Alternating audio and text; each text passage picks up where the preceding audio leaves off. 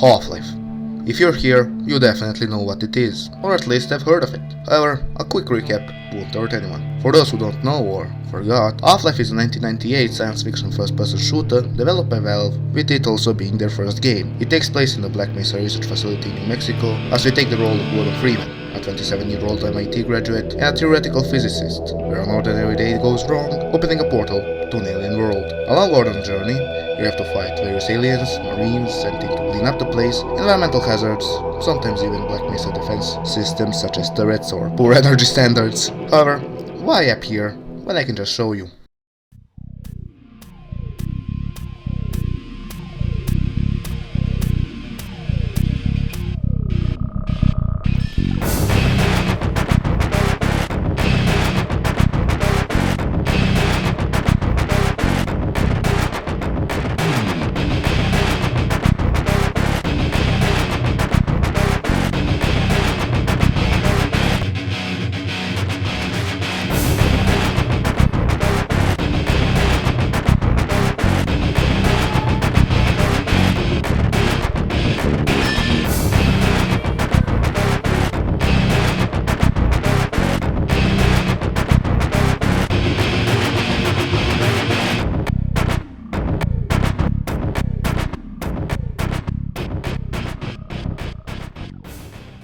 Pretty cool, right? Yeah, I think so as well.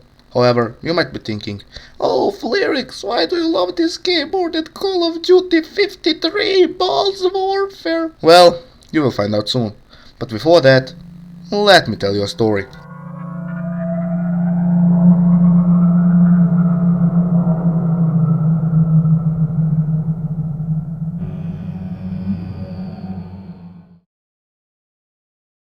Half-Life is a fairly old game, and some 10 years older than me as well.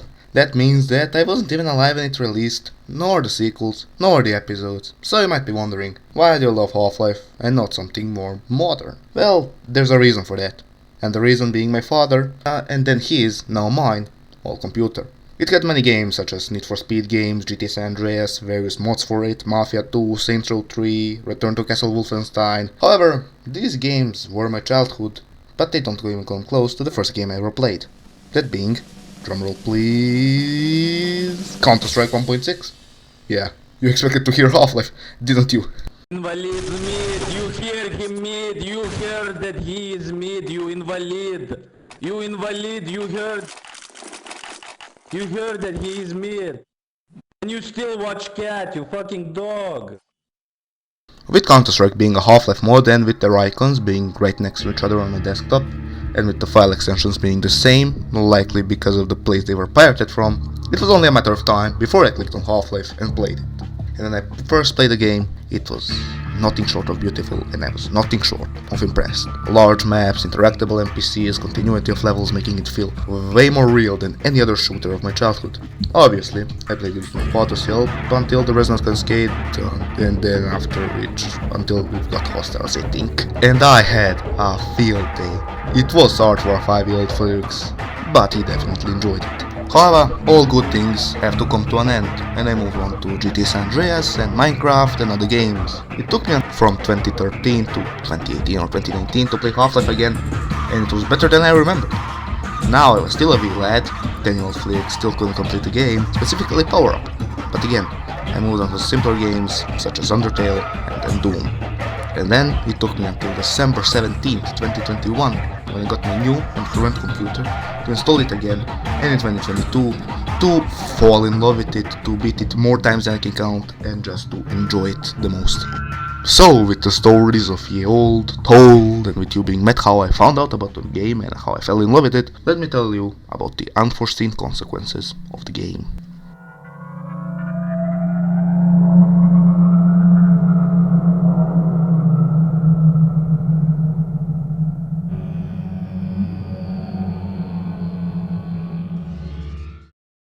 The 90s were the dawn of the shooter, and one company carried the hype wave unlike any other: id Software.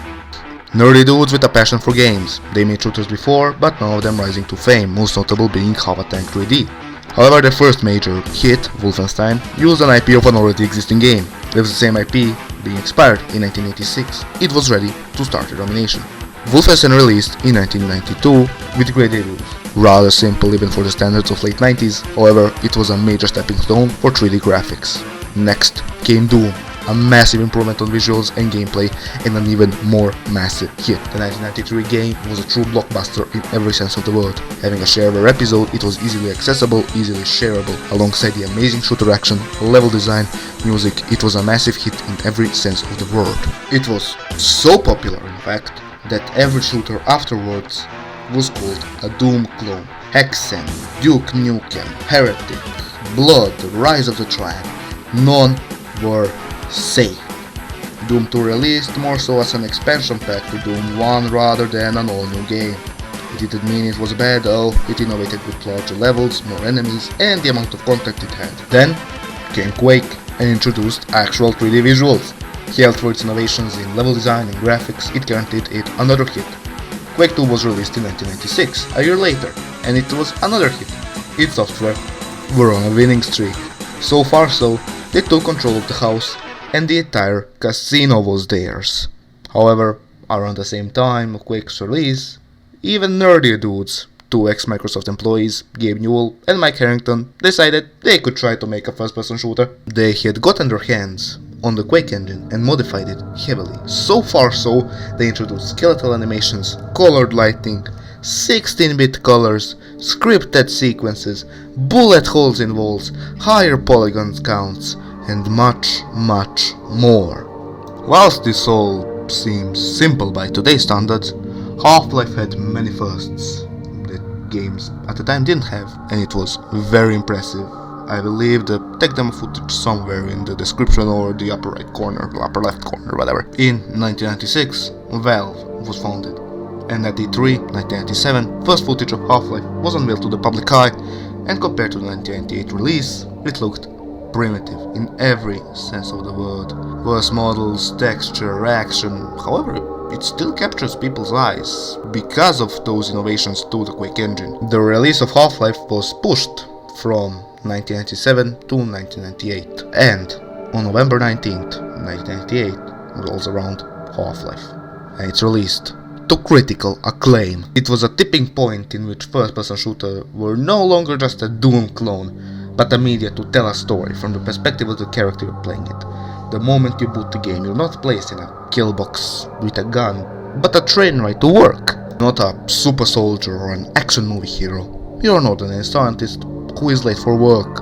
You are not handed a gun and told to kill, you're handed your work safety suit and told to follow standard insertion procedures. You are not a savior, you are a survivor. Half-Life puts you in the shoes of 27-year-old Gordon Freeman, MIT graduate, silent protagonist, and a man with such a beard, it is the reason I'm bisexual. So, what did Half-Life do that others didn't?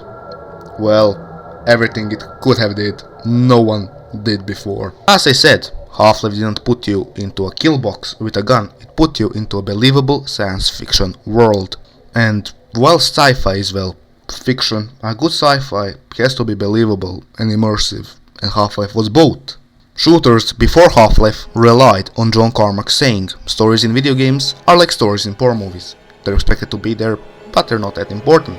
And then Gabe Newell came along and said, yeah, nah, fuck this shit, and introduced something to first-person shooter gaming which has never seen before. Protagonist perspective narrative. From the start of the game to the end, there is only one sequence where you cannot control Gordon, and even then you still see from his eyes. Furthermore, the world around you develops as if you were Gordon. Scientists and guards scrambling to survive, Marines chattering about their operation, aliens running to cover after being shot or wounded. Combining that with all the maps being connected, making Black Mesa one continuous entity, makes Half-Life's narrative much different than the games of the yesteryears. Another reason why Half-Life caused a resonance cascade in the gaming industry was the AI of your adversaries. Soldiers and aliens don't blindly fire until you die, they take cover. Shoot when another one is reloading, get to cover when damaged, lob or dodge grenades, and they wanna live just as bad as you do. Hailed for its innovations, Half-Life was titled the best first-person shooter since the original Doom. and getting a 97% from PC Gamer in January 1999. 9.5 from IGN. I know IGN sucks, but still this was before they were bad. And being called the finest first-person shooter that had ever been crafted. Having over 50 Game of the Year awards, Half-Life undoubtedly shook the gaming industry so far that without it many games wouldn't exist today, not only in the FPS genre, but in all genres. It defined the golden age of shooters, bridging the gap between modern and retro, and in my opinion has to be the most influential shooter ever since the original Doom. But again, if I was to talk about Half-Life's achievements and influence on the gaming scene, I could be here all day. Hell, this whole section took longer pages in Word than my first proper video, so let me start yapping away. I love Half-Life, so let me start with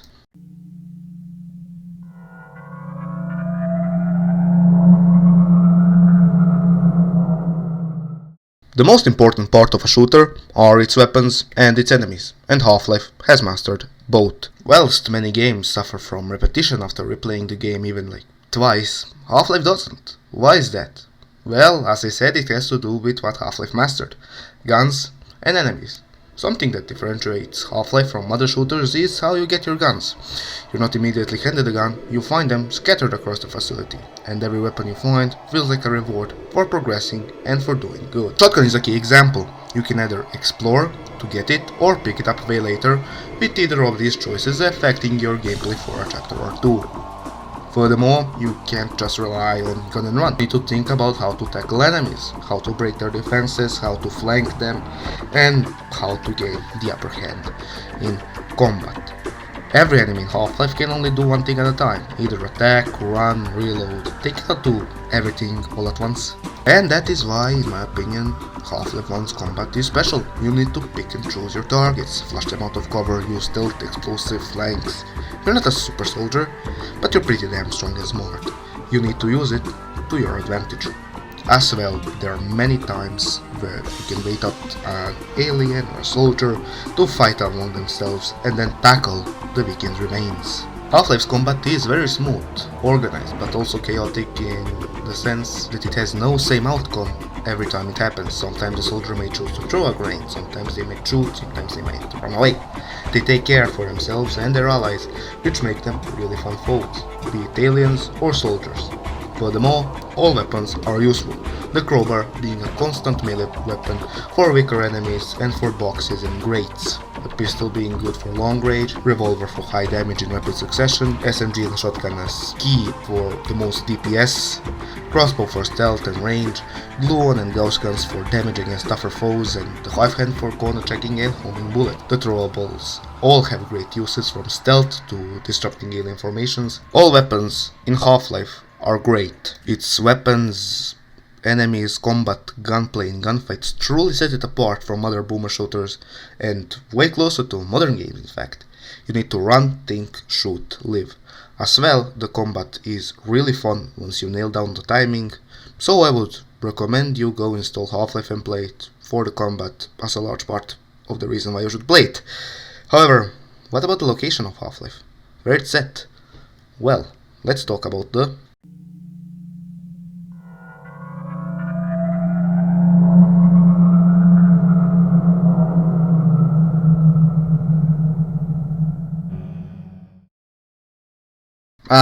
yes, Black Mesa, a science facility in New Mexico where top scientists of all time work on.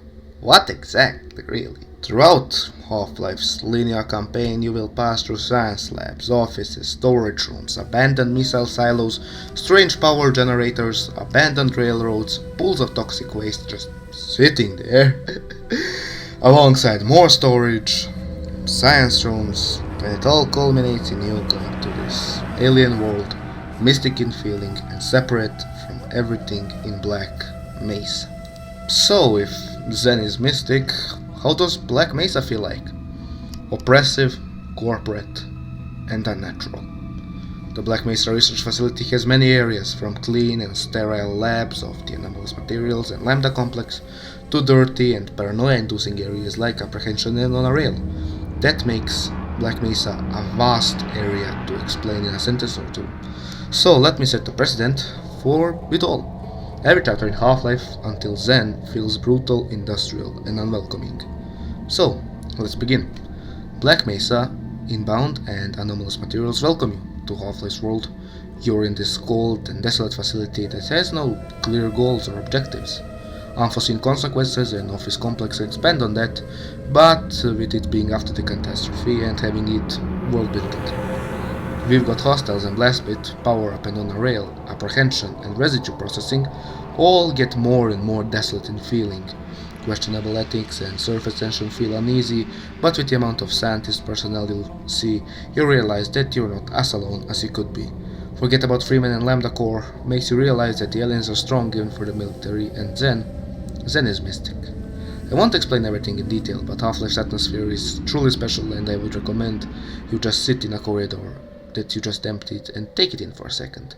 But what about the person you play with? How is Gordon like? Well, let's move on to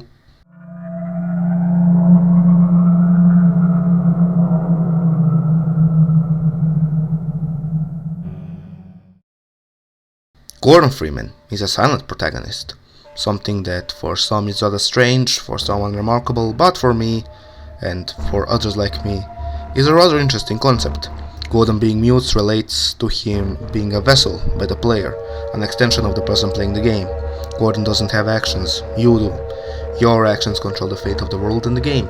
Whether you choose to save every scientist or kill them all, it's not Gordon's actions, it's yours. Something that correlates to the fact that Gordon is your vessel. Games like Deltarune explore this concept more, and I think they nail it perfectly. However, it's interesting to note that Half-Life has options of choice. The fact that Gordon doesn't speak doesn't mean that he doesn't have a mind, but rather that his mind is your mind. However, let's move on to a more funny part of Half-Life, that being the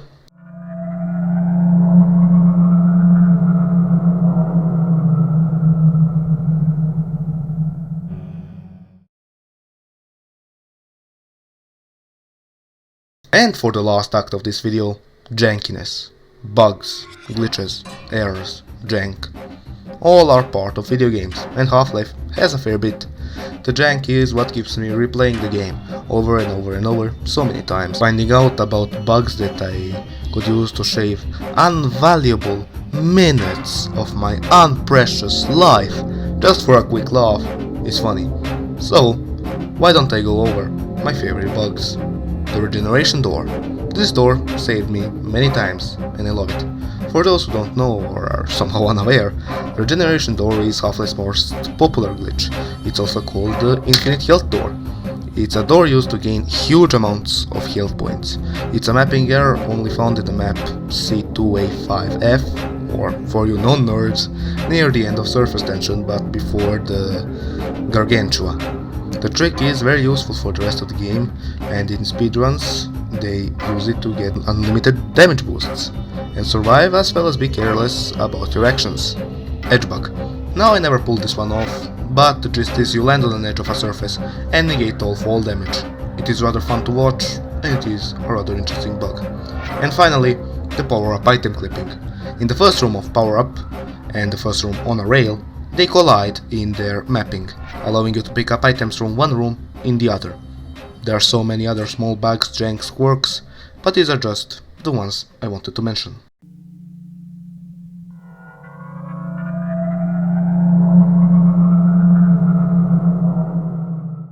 Well, end of the line, mates. I'd just like to mention that Half-Life is not a perfect game, and that it has many flaws, but it is still my favorite game, and I wanted to cover it for the final, definitive time on my channel. What I mentioned here isn't everything I liked about the game, but just some standouts. I hope you enjoyed the video, and if you would like to see more content from me, like, subscribe, all that usual YouTuber stuff. My next video will likely take less time, I hope, but this one just took a lot longer to write out than the others. If you wish to see what I'm up to, look in the description for my Discord server, the Crackden, where you can usually personally tell me I'm a dumbass and make stupid content. So, peace out kings and queens, may God bless you, and thank you for 100 subscribers. Let's hope to get 200 by this time next year. I grah je preslan da mu jebem mater preslanu.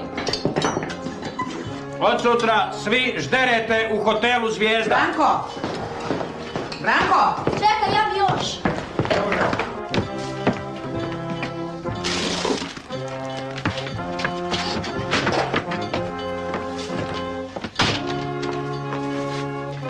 Odigrao.